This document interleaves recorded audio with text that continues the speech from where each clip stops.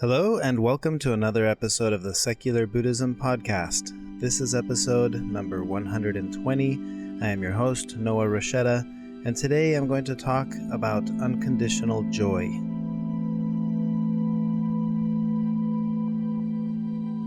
As always, keep in mind, you don't need to use what you learned from Buddhism to be a Buddhist. You can use it to learn to be a better whatever you already are. So before jumping into the topic for this week, unconditional joy, I want to talk about the Zen koan from last week, which actually conveniently ties in to the topic that I've selected to talk about today. And I guess before jumping into that, I want to say I've been a little MIA the last couple of weeks. As you may have noticed, I hadn't had the chance to upload a new podcast episode. I've been tied up with several things that have come up. I knew January was going to be a very busy month for me because I'm training a class of new paramotor students, and I'm doing it in a new location, and I've been out in a remote place and staying in a cabin, and I thought I would have the chance to record out there, but every night, unfortunately, there are parties or loud things going on around me that make it too difficult, too loud to record the podcast episode. So I haven't had the chance. I've had all the intention of sticking with my weekly podcast uploading, but I just haven't had the chance to do it. And then there was a week where I was battling with figuring out a new allergic reaction that sprung out of nowhere, and I couldn't figure out what that was, and slowly whittled down the list until thinking it was nuts and various things, and I think I finally have it solved. It was the shampoo that I was using. But anyway, long story short, all these things have delayed my chances to record a podcast episode, and I finally have the chance today. But to be able to find the place that was quiet, once again, I am sitting in my car and I'm recording the podcast episode. So I'm excited to finally be able to start talking about the topic that I had picked many weeks ago. So just as a heads up, if in the future several weeks go by and I haven't had the chance to upload, you know that I'm probably out somewhere working on something, and I'm trying to get it recorded. And no, it doesn't mean the podcast is ending, and it doesn't mean anything's changed. It just means every now and then from time to time I get tied up with things and I fall behind because I don't program these ahead of time. That they're not recorded and then scheduled to come out. I record them usually the day of, the morning of, and an hour or two later I'll polish it up and clean it in editing software, and then I upload it right then on the spot. So when I'm out of town, like I was last November in Nepal, I just don't get the chance to do it. And when I'm in town but very busy with something, I also fall behind. So I appreciate people who reached out who were concerned, like, oh, what happened? Where have you been? I haven't seen a podcast episode. So that's good to know. If I were ever to go missing or something were to happen to me, I think podcast listeners might be some of the first to notice. They'd say, uh-oh, where is he? So go looking for me if you haven't heard from me after a while. Okay, so the Zen koan that I shared last week was the voice of happiness. Oh, I guess it wasn't last week, but the last podcast episode was the voice of happiness. And this koan goes like this. After Bankei had passed away, a blind man who lived near the master's temple told a friend, "Since I am blind, I cannot watch a person's face, so I must judge his character by the sound of his voice. Ordinarily, when I hear someone congratulate another upon his happiness or success, I also hear a secret tone of envy. When condolence is expressed for the misfortune of another, I hear pleasure and satisfaction, as if the one condoling was really glad there was something left to gain in his own world. In all my experience, however, Bankei's voice was always sincere. Whenever he expressed happiness, I heard nothing but happiness, and whenever he expressed sorrow, sorrow was all I heard." This is a koan that I enjoy because I've always liked the concept of rejoicing with those who rejoice and mourning or weeping with those who weep. So with this specific koan, I posted this in the Patreon group, reading the thoughts and the ideas that were coming from other podcast listeners and supporters, and I wanted to share a few of them because I like the other perspectives that come from analyzing these things. So Imre said, quote, "Everything we do and say also reveals something about ourselves. Bankei might have said the same things other people have said. As opposed to the other people, however, he truly meant what he said. Therefore, his words and true intentions were well aligned. For some reason, this also reminded me of the Four Sides model of communication by Schultz von Thun. He is a communication expert, and according to his model, whatever we say also reveals something about ourselves." Close quote.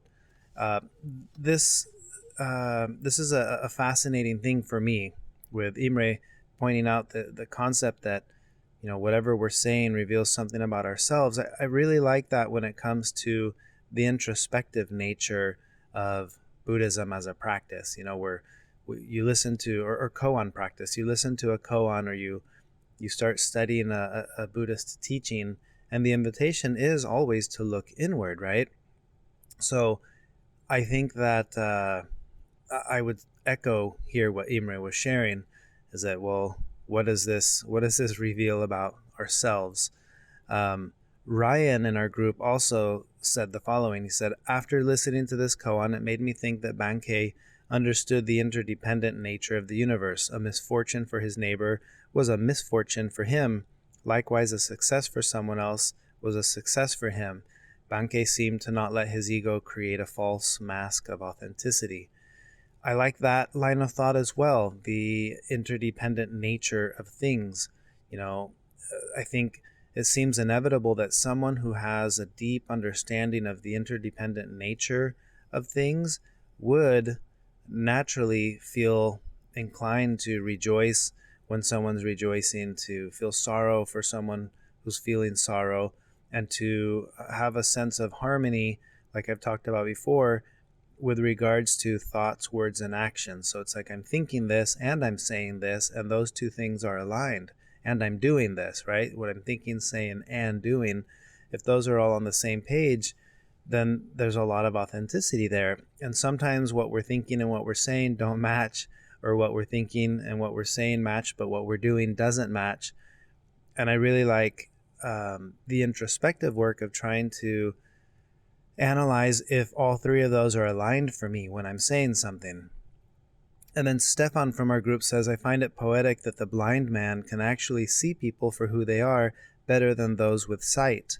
Add that he describes his situation as a disability, because he says, "Since I am blind, I cannot see a person's face," when in fact it is a gift. His humility allowed an open mind to those with which he had interaction. By seeing people better than those with sight can, he could better grasp that Bankei was in fact a genuinely good soul, one without judgment or preconceived notion. Even Bankei himself may have not recognized this while he was alive. One can appreciate that his honesty and wise speech was better for the world, even if others did not see it. The blind man saw it. And I like those words echoed by Stefan. And I also find it poetic that oftentimes the blind person can see in a way that the person with sight cannot see. And I think that's applicable in many other areas, right? We have people who maybe may struggle with something that someone else doesn't struggle with, but that struggle allows them to be stronger in another area that other person is not as strong in. And this would be a good example of that. Maybe the blind man in this case refining his ability to be pretty keen on detecting authenticity or genuine tone when he's listening to people. Now, I should mention here, as far as my thoughts, I don't know. I mean, how do we know that we can trust the blind man's assessment of who's authentic or not? But again, that doesn't concern me, because for me, the koan is all about introspection. It's about looking inward. And rather than approaching this koan and thinking, well, how do we know that the blind man was accurate in his assessment? Or, how heartbroken would the blind man be if he found out Bankei actually wasn't very authentic? He was thinking something different than what he was saying. But that's not the point that's trying to be made. Sure, that could be the case. But to me, this goes back to the heart of the practice, which is, what does this say about me? What insight can I gain from this? And again, as I've mentioned before, for me, this is an invitation to look inward. It seems that the blind person was able to detect the sincerity in Bankei's voice, but for me, the real challenge here is to get to know the sincerity in my own voice. Are my thoughts and my words and my actions, are they all on the same page? And how often are they on the same page? How often are they not on the same page? And to start getting an idea of my own sense of authenticity, I guess, if we were to call it that. And I like that the koan is referring to happiness and sorrow, because those are two very powerful emotions that we all deal with regularly in life. We're all chasing after more happiness, and we're all running away from sorrow. And that's at the heart of what Buddhism is dealing with. It's the desire for things that we think will make us happy, the aversion towards things that we think will give us sorrow, and those fall under the poisons. And this isn't just for ourselves, but I think for others too. I think we're always juggling our happiness with the happiness of those around us, and our sorrow with the sorrow of those around us, because we're social creatures and we don't exist in a vacuum. And even people who sometimes it seems like they try to make it a point that they don't care about what others think. I always find it interesting that the person who seems to not care about someone else's opinion cares very much about making sure that they don't care about another person's opinion, which to me is like saying, well, then you do care, because you care enough to make sure that we know that you don't care, which is a form of caring. Because so what? Yeah, we all do kind of care about what others think. We're hardwired for that. We're social creatures. It's not like a badge of honor to say, well, I actually don't care about what others think of me. Why not just say, yeah, I'm kind of hardwired to. I try to not let it matter too much, but deep down, I'm fighting millions of years of evolution and instinct, and I may have convinced myself that I don't care about what others think.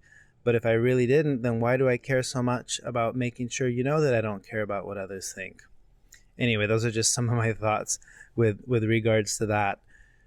And then going back to this concept of rejoicing with those who rejoice and weeping with those who weep, this comes from a verse in the Bible, but the overall sentiment, I think, falls in line very closely with the topic of the day, which is unconditional joy. And I like to think back to instances in my life where I feel I was pretty good at painting the picture of thinking that I was experiencing joy with people who were experiencing joy. So rejoicing with those who rejoice, when in reality, if I'm being honest with myself, I think what I was doing is I was rejoicing with those who I felt deserved the rejoicing that I was sharing with them. In other words, I was really good at pretending to rejoice with others, but the ones I truly rejoiced with are the ones that I felt deserved it. In other words, it was a conditioned joy, not an unconditional joy. And that gets to the heart of what I wanted to talk about in this podcast episode. This started with, so if I'm to backtrack a little here, for those of you who know a little bit more about my story and my, we could call it a faith transition, my journey from one belief system to no belief system, and then gravitating towards Buddhism, a secular form of Buddhism. That whole journey in and of itself has made it so that some of my close inner social circles are concerned or have a sense of concern about my lack of belief in my prior belief system. And when I went through the process of becoming a Buddhist minister, the induction ceremony that I went to, that was kind of a pivotal moment of, I guess you could say in some circles, some of my social circles, almost a disapproval. Like this is your way of, now formally you're definitely not one of us anymore, was the vibe I was getting. And things that I noticed that I hadn't really paid attention to the fact that I was noticing were things like, if I posted a picture at my induction ceremony, and I started to notice that the core circle of people who typically interact with my social media posts were absent or silent from that conversation. They didn't like the picture. They certainly didn't comment on the picture. And I felt like it was a way of communicating, we do not endorse this path that you're on. And I remember that was one of the first times that it struck me, this notion of not being capable of rejoicing with the joy that I was experiencing that day because it was not approved. I don't approve of what you're rejoicing about, therefore I will not share in that joy with you. I will not rejoice with you. And that kind of stuck with me. I'm sure all of you have experienced something like that to some degree, and I'm sure we've all done something like that to some degree. So that stood with me for a few years, and then I started noticing little trends. Anytime I would post anything that had to do with Buddhism or mindfulness, or if I was posting about my book that was on the topic of Buddhism, again, I started to see this trend. A certain group of people who regularly interact with me on social media were silent and absent from the conversation and the engagements around certain topics. And then I started detecting in other conversations comments about other people where it's like, oh, I won't like their picture when they're posting this because I don't want them to think that I approve of that specific action or whatever. And that's when I kind of connected all the dots and realized, okay, that is what's happening. My joy is somehow threatening them, and they cannot share in my joy because they don't approve of it. And I felt a little bit of a sting, like, oh, well, that's unfortunate. But then again, what I started to work with in that moment was, well, why is that painful? Why do I feel the need for them to rejoice with me? And the truth is I don't. But what it helped me to start to see, and this is what I wanted to get at, the powerful part of this whole thing for me was it made me start to question, when do I do that? Do I do that to people too? And I started to notice that I do. And I didn't notice that I did until I noticed that others were doing it to me. And I thought, how interesting. In what scenarios do I do that to people? And I noticed that they have to do, for me, typically it's social media posts around, for example, in my former religion, kids get baptized when they turn 8. And when I have my social circles of friends posting pictures at their kid getting baptized, and with comments like, oh, I'm so proud of so and so because they chose to take this important step, blah blah blah, I found myself experiencing a strong sense of disapproval of, like, I don't think that you should be allowing that to happen. I disapprove of a child at that age making a decision that important. And I found myself doing exactly what I was noticing people were doing, which is, I don't want to rejoice with you because your joy you're experiencing here at the baptism of your child is not, I feel that it's not deserved because I disapprove of it. And that really helped me to start to see it differently. And I thought, wow, okay. I mean, I don't feel it on other things. Like, I have a cousin who's of a different faith, and she posted a picture of her baby being baptized, and that didn't offend me. But obviously the one that I come through most recently is a little bit more sensitive to me. And it was really fascinating to sit with that whole experience and to start to notice things like, specifically notice that the joy that some of my friends are experiencing and posting these pictures and talking about this important event that just took place in their life, I am the one who's deprived of feeling the joy because I'm not sharing it with them. And I thought that's the very thing that I was wanting people to rejoice with me, to celebrate the fact that I just took this decision that I felt was important and meaningful for me. And when I noticed people close to me did not want to celebrate in that with me, I thought, how sad. You're the one missing out on that joy simply because you don't think I should be doing what I'm doing. And yet here I am doing the very same thing, thinking, oh, I don't find joy in what you just did because I don't think you should be doing what you're doing. And that was a really fun thought experiment. And that became the topic of much of my meditation, for weeks or months or however long that process was taking place in my mind, where I would kind of sit with it and think, why do I not find joy in that? And that allowed me to change the relationship I had with the emotion I was experiencing when I would see these pictures of people baptizing their 8-year-olds. And, in my case, part of that is because I'm still involved in that circle. And I have children who are that age. A few years ago, I went through the experience of having to watch my son go through it, where I didn't get to participate in any way because I'm not allowed to as a non-believer. And I'm getting ready to go through it again next year with my 7-year-old who's turning 8.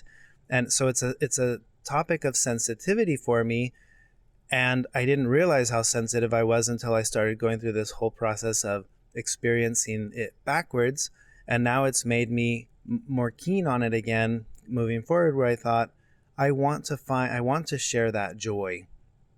And I should mention here, I'm not sharing this in the sense of saying I should be feeling joy with people who are experiencing joy. I'm not saying that. This is something I want to be clear about with all things related to Buddhism, that it's not like a sense of a commandment, like you should be joyful, you should experience joy with others. It's not that. It's the understanding that joy could be shared, but if it's not being shared, why is that? What conditions have I placed on joy that prevent me from experiencing such a natural emotion? And working with my own mental conditioning has helped me to uncover a greater sense of that unconditional joy that I think is there and it's natural. So that's been a really powerful process for me in my own life, going through my own mental processes as I go through events in life. So the idea of unconditional joy, we normally think of joy as a reaction. Something happens and it causes joy, the emotion, to suddenly arise. And that's natural, but I think that type of joy is a conditioned joy. This thing happens, I think this is what I wanted to have happen, and therefore I feel joy. Unconditional joy is a concept in Buddhism that's always there. It's covered or hidden, similar to the concept of enlightenment, right? It's always there. Unconditional joy is just covered or hidden, and we can uncover it through practicing awareness and through feeling gratitude. And one of the exercises that has been really helpful for me, and I've talked about this before, is the question, what did it take for this moment to arise?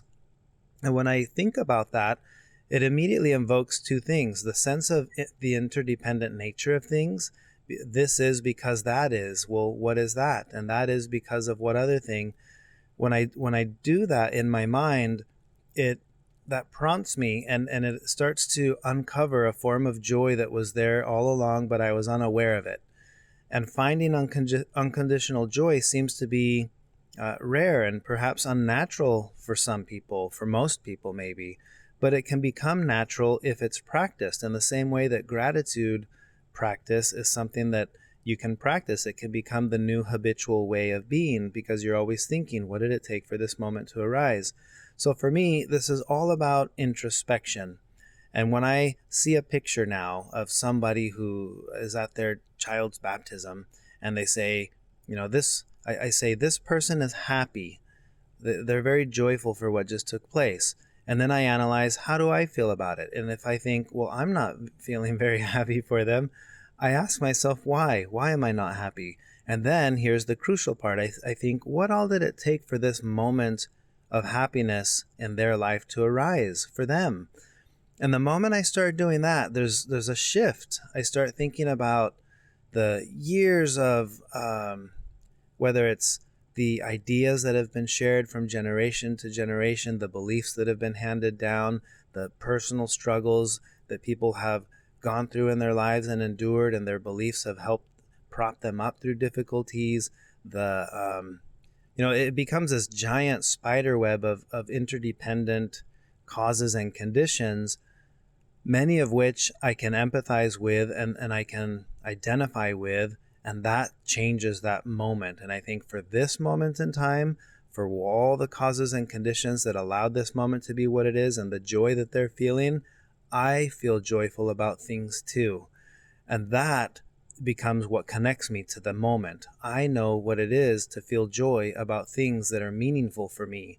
It may not be the same things, but I know what it's like to go through something that, a course, for example, a 2-year course that led to this one singular moment that I'm celebrating as my meaningful moment. I know what that's like. And here this family is going through it for an entirely different set of purposes and an entirely different set of views or beliefs.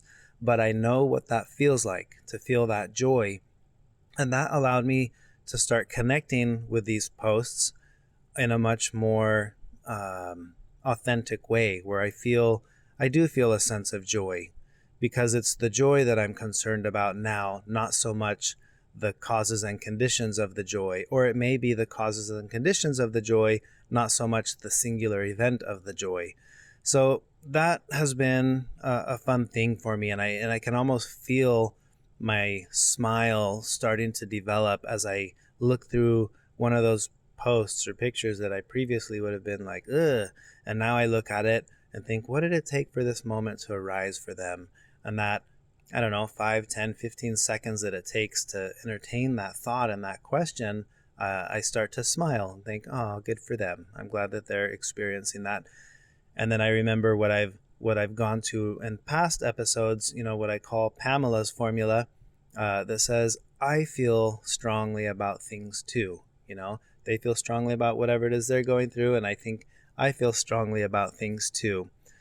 And that's been powerful for me. So the result at the end of all of this for me was recognizing there is a sense of joy that can be shared when you see someone else experiencing joy.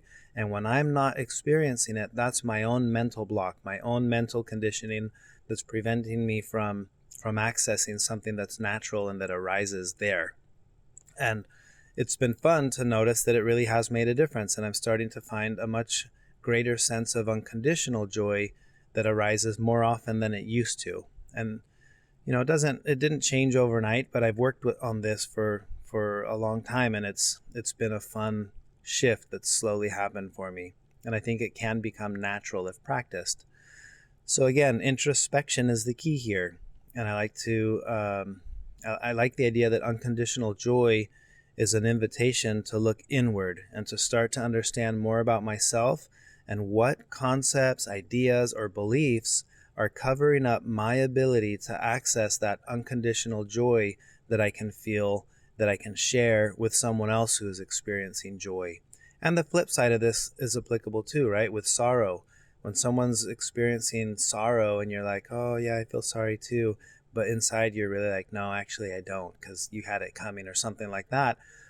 That's a moment of introspection where you can just say, I wonder why I feel that way. Again, this is not to say I shouldn't feel this and then I'm going to be mad at myself for feeling that. It's not that. It's just a moment to be very honest with yourself and say, oh, I actually don't feel that. Why don't I feel that? I wonder why. What did it take for this moment to arise? What kind of mental conditioning is preventing me from feeling that sorrow that you're feeling for what you're going through? And that introspection can lead to something that can unlock or access, again, that natural sense of sympathy or compassion or whatever you want to call it that arises and that you haven't been experiencing. Because again, if you're experiencing joy and I'm not experiencing the joy with you, I'm the one who's missing out. It doesn't affect you in any way. Well, maybe it will if you're like, why is he not happy about me being happy about this? Then that could affect you too. And then that's your own introspection. But on the first page of all that, it's I'm the one who's missing out on the joy. So I'm the one who can be introspective and say, why am I not experiencing that joy? So that's the topic. That's all I have for this podcast episode. And as always, thank you for listening. If you want to support the work I'm doing with the podcast, consider becoming a patron and joining our online community where we discuss koans, podcast episodes, and more.